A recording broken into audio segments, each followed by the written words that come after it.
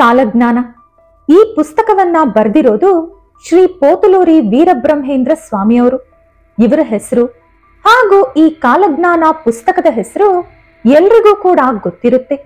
ನಾನು ಕೂಡ ನಮ್ಮ ಚಾನೆಲ್ ಅಲ್ಲಿ ಇದ್ರ ಬಗ್ಗೆ ತುಂಬಾನೇ ವಿಡಿಯೋಗಳನ್ನ ಈಗಾಗಲೇ ಮಾಡಿದ್ದೀನಿ. ಭವಿಷ್ಯತ್ತಿನ ಬಗ್ಗೆ ಮಾಹಿತಿ ಕೊಡುವಂತ ಪುಸ್ತಕಗಳು ನಮ್ಮ ಭಾರತದಲ್ಲಿ ತುಂಬಾನೇ ಇದೆ. ಆದರೂ ಕೂಡ ಭವಿಷ್ಯ ಪುರಾಣ ಹಾಗೂ ಕಾಲಜ್ಞಾನ ಇದೆರಡು ಮಾತ್ರ ತುಂಬಾನೇ ಫೇಮಸ್. ಭವಿಷ್ಯ ಪುರಾಣ ಸಾಕ್ಷಾತ್ ವೇದವ್ಯಾಸರು ಬರೆದಿರುವಂತದ್ದು. ಈ ವಿಡಿಯೋದಲ್ಲಿ ನಮ್ಮ ಟಾಪಿಕ್ ಕಾಲಜ್ಞಾನ ಆಗಿರೋದ್ರಿಂದ ಇದ್ರ ಬಗ್ಗೆ ಮಾತ್ರ ಮಾತಾಡೋಣ. ಕಾಲಜ್ಞಾನ ಪುಸ್ತಕದಲ್ಲಿ ಬರೆದಿರುವಂತ ಎಷ್ಟೋ ವಿಷಯಗಳು ಈಗಾಗಲೇ ನಡೆದಿದೆ, ಇನ್ನು ನಡೀತಾ ಇದೆ ಕೂಡ. ಈ ವಿಡಿಯೋದಲ್ಲಿ ವೀರಬ್ರಹ್ಮೇಂದ್ರ ಸ್ವಾಮಿಯ ಜನನ, ಜೀವನ ಹಾಗೂ ಈ ವರ್ಷ ಕಾಲಜ್ಞಾನದ ಪ್ರಕಾರ ಏನು ನಡೆಯಲಿದೆ ಅನ್ನೋ ವಿಷಯಗಳನ್ನ ತಿಳ್ಕೊಳ್ಳೋಣ. ಆದ್ರೆ ಅದಕ್ಕೂ ಮುಂಚೆ ನೀವಿನ್ನೂ ನಮ್ಮ ಚಾನೆಲ್ ಅನ್ನು ಸಬ್ಸ್ಕ್ರೈಬ್ ಮಾಡ್ಕೊಂಡಿಲ್ಲ ಅಂದ್ರೆ ಖಂಡಿತ ಈಗಲೇ ಸಬ್ಸ್ಕ್ರೈಬ್ ಮಾಡ್ಕೊಳ್ಳಿ. ಹಾಗೆ ಈ ವಿಡಿಯೋ ಇಷ್ಟ ಆದ್ರೆ ಮರೀದೆ ಒಂದು ಲೈಕ್ ಕೊಡಿ. ಬ್ರಹ್ಮೇಂದ್ರ ಸ್ವಾಮಿಯವರ ತಂದೆ ತಾಯಿ ಪರಿಪೂರ್ಣ ಆಚಾರ್ಯ ಹಾಗೂ ಪ್ರಾಕೃತಾಂಬ. ಇವರು ಸರಿಯಾಗಿ ಯಾವ ಇಸ್ವಿಯಲ್ಲಿ ಹುಟ್ಟಿದ್ರು ಅನ್ನೋದು ಈಗಲೂ ಕೂಡ ಒಂದು ಕನ್ಫ್ಯೂಷನ್ ಅಲ್ಲೇ ಇದೆ.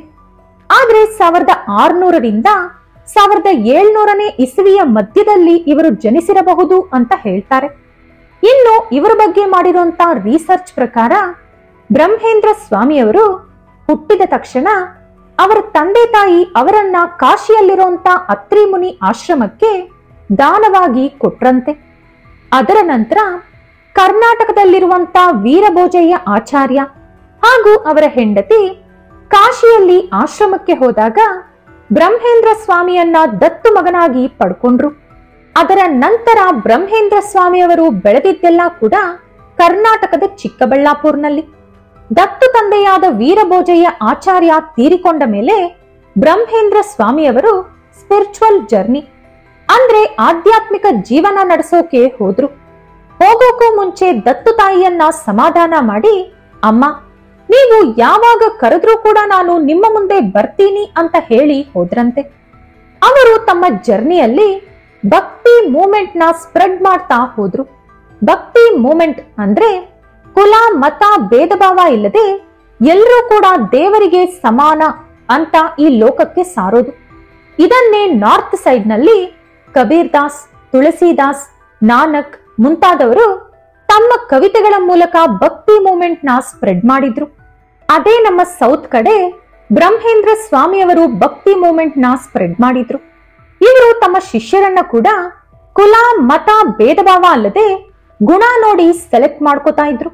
ಇವರ ಶಿಷ್ಯರಲ್ಲಿ ತುಂಬಾ ಜನರು ಮುಸ್ಲಿಮ್ಸ್ ಕೂಡ ಇದ್ದಾರೆ. ಇನ್ನು ಇವರು ಬರ್ದಿರುವಂತ ಕಾಲಜ್ಞಾನವನ್ನ ಗೋವಿಂದ ವಾಕ್ಯ ಅಂತ ಜನ ಕರೀತಾರೆ. ಅಂದ್ರೆ ಇವ್ರು ಹೇಳೋ ಒಂದೊಂದು ಮಾತು ಕೂಡ ಸಾಕ್ಷಾತ್ ಆ ಗೋವಿಂದಾನೇ ಹೇಳಿದ್ದು ಅಂತ ಜನ ನಂಬ್ತಾರೆ. ಇನ್ನು ಇವರು ಹೇಳಿರುವಂತ ಕಾಲಜ್ಞಾನದಲ್ಲಿ ಮೇನ್ ಆಗಿ 2ನೇ ಪ್ರಪಂಚ ಯುದ್ಧ ಅಂದ್ರೆ ಸೆಕೆಂಡ್ ವರ್ಲ್ಡ್ ವಾರ್ ಬಗ್ಗೆ ಬರೆದಿದ್ದಾರೆ. ಕಲಿಯುಗದಲ್ಲಿ ಮನುಷ್ಯರು ದುಡ್ಡಿಗೋಸ್ಕರ ಪರದಾಡ್ತಾರೆ. ದುಡ್ಡಿಗಾಗಿ ಯಾವ ಕೆಲಸ ಮಾಡೋಕ್ಕೂ ಕೂಡ ಜನ ಸಿದ್ಧವಾಗಿರ್ತಾರೆ ಅಂತ ಬರೆದಿದ್ದಾರೆ. ಬಿಳಿ ಜನರು ನಮ್ಮ ದೇಶನ ಆಕ್ರಮಿಸಿಕೊಳ್ತಾರೆ ಅಂತ ಬರೆದಿದ್ದಾರೆ. ಇಲ್ಲಿ ಬಿಳಿ ಜನರು ಅಂದ್ರೆ ಬ್ರಿಟಿಷ್ ಅವರು. ವಿಧವೆ ಭಾರತ ದೇಶನ ಪಾಲಿಸುತ್ತಾಳೆ ಅಂತ ಬರೆದಿದ್ದಾರೆ. ಈಕೆ ಇಂದಿರಾ ಗಾಂಧಿ.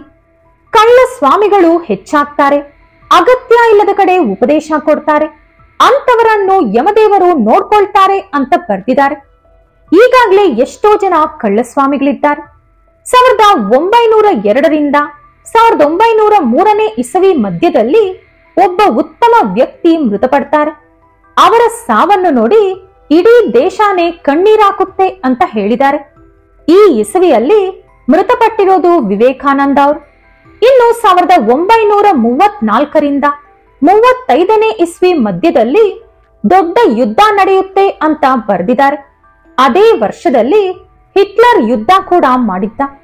ವೈಶ್ಯಕುಲದಲ್ಲಿ ಒಬ್ಬ ಮಹಾವ್ಯಕ್ತಿ ಜನಿಸುತ್ತಾನೆ, ಇಡೀ ಪ್ರಪಂಚನೇ ಅವರನ್ನ ಮೆಚ್ಚಿಕೊಳ್ಳುತ್ತೆ ಅಂತ ಬರೆದಿದ್ದಾರೆ. ಇದು ಮಹಾತ್ಮ ಗಾಂಧಿಯವರ ಬಗ್ಗೆ ಹೇಳಿರೋದು. ಲೋಕವನ್ನೆಲ್ಲ ಒಂದು ಮಾಡುವಂತ ಒಬ್ಬ ವ್ಯಕ್ತಿ ಬರ್ತಾನೆ. ಆತ ಮಾಡೋ ಒಳ್ಳೆ ಕೆಲಸಗಳಿಂದ ಇಡೀ ಪ್ರಪಂಚನೇ ಅವರನ್ನ ಮೆಚ್ಚಿಕೊಳ್ಳುತ್ತೆ ಅಂತ ಬರೆದಿದ್ದಾರೆ. ಈ ವ್ಯಕ್ತಿ ಯಾರು ಅನ್ನೋ ಕ್ಲಾರಿಟಿ ಇನ್ನೂ ಸಿಕ್ಕಿಲ್ಲ. ಯಾಕಂದ್ರೆ ಇದರಲ್ಲಿ ಯಾವುದೇ ಇಸ್ವಿ ಬಗ್ಗೆ ಬರ್ದಿಲ್ಲ. ಇನ್ನು ಈ ಪದ್ಯ ಮಾತ್ರ ನಮಗೆ ತುಂಬಾನೇ ಉಪಯೋಗ ಆಗುತ್ತೆ. ಯಾಕಂದ್ರೆ ಇದು ಕರ್ನಾಟಕಕ್ಕೆ ಸಂಬಂಧಪಟ್ಟಿರೋದು. ಕರ್ನಾಟಕದಲ್ಲಿ ತುಂಬಾನೇ ಗಲಾಟೆಗಳು, ಯುದ್ಧಗಳು, ಸಾವುಗಳು, ನೋವುಗಳು ನಡೆಯುತ್ತೆ ಅಂತ ಬರ್ದಿದ್ದಾರೆ. ಇದು ಯಾವಾಗ ಅಂತ ಗೊತ್ತಿಲ್ಲ. ಇನ್ನು ಹಿಂದೂ ಮುಸ್ಲಿಂ ಮಧ್ಯೆ ದೊಡ್ಡ ಮಟ್ಟದಲ್ಲಿ ಗಲಾಟೆಗಳು ನಡೆಯುತ್ತೆ ಅಂತ ಬರ್ದಿದ್ದಾರೆ. ಇದು ತುಂಬಾ ಸಲ ಈಗಾಗಲೇ ನಡೆದಿದೆ. ಆದ್ರೆ ಅದೆಲ್ಲ ಕೂಡ ಚಿಕ್ಕ ಪುಟ್ಟ ಗಲಾಟೆಗಳು. ಆ ರೀತಿ ಅಲ್ಲದೆ ಒಂದೇ ಸಲ ದೊಡ್ಡ ಮಟ್ಟದಲ್ಲಿ ಯುದ್ಧ ನಡೆಯುತ್ತಂತೆ. ಅದರಲ್ಲಿ ಇಡೀ ಪ್ರಪಂಚದಲ್ಲಿರುವಂತಹ ಹಿಂದೂಗಳೆಲ್ಲ ಒಂದು ಕಡೆ, ಮುಸ್ಲಿಂಗಳೆಲ್ಲ ಮತ್ತೊಂದು ಕಡೆ ನಿಂತು ಯುದ್ಧ ಮಾಡೋ ಕಾಲ ಬರುತ್ತೆ ಅಂತ ಬರ್ದಿದ್ದಾರೆ. ಆದ್ರೆ ಈ ಗಲಾಟೆ ಕೂಡ ಕರ್ನಾಟಕದಿಂದಾನೇ ಶುರುವಾಗುತ್ತೆ ಅಂತ ಕೂಡ ಬರ್ದಿದ್ದಾರೆ. ಇನ್ನು 2027ರಿಂದ 28ನೇ ಇಸ್ವಿ ಮಧ್ಯದಲ್ಲಿ ಸೂರ್ಯ ಬರೀ ಒಂದು ರಿಂಗ್ ತರ ಕಾಣಿಸ್ತಾನಂತೆ. ಅಂದ್ರೆ ಈಗಿರೋ ಬಾಲ್ ಆಕಾರದಲ್ಲದೆ ಬರೀ ಒಂದು ರಿಂಗ್ ತರ, ಅಂದ್ರೆ ಮಧ್ಯ ಎಲ್ಲ ಖಾಲಿಯಾಗಿರೋ ತರ ಕಾಣಿಸುತ್ತೆ. ಇನ್ನು 2033ರಿಂದ 34ರ ಮಧ್ಯದಲ್ಲಿ ತುಂಬಾ ಜನ ತಪ್ಪು ಮಾಡಿದಂತ ದೊಡ್ಡ ದೊಡ್ಡ ವ್ಯಕ್ತಿಗಳು ಶಿಕ್ಷೆಗೆ ಗುರಿಯಾಗ್ತಾರೆ ಅಂತ ಬರ್ದಿದ್ದಾರೆ. ಇದು ಕೂಡ ಯಾವ ದೇಶ ಅಂತ ಗೊತ್ತಿಲ್ಲ. ಹಾಗೆ ಸೌತ್ ಕಡೆ 2025ರಲ್ಲಿ ಭೂಕಂಪ, ಸುನಾಮಿ, ಜಲಪ್ರಳಯ, ಚಂಡಮಾರುತ ಮುಂತಾದ ಪ್ರಳಯದ ಮುನ್ಸೂಚನೆಗಳು, ವಿಚಾರಗಳು ನಡೆಯುತ್ತೆ ಅಂತ ಬರ್ದಿದ್ದಾರೆ.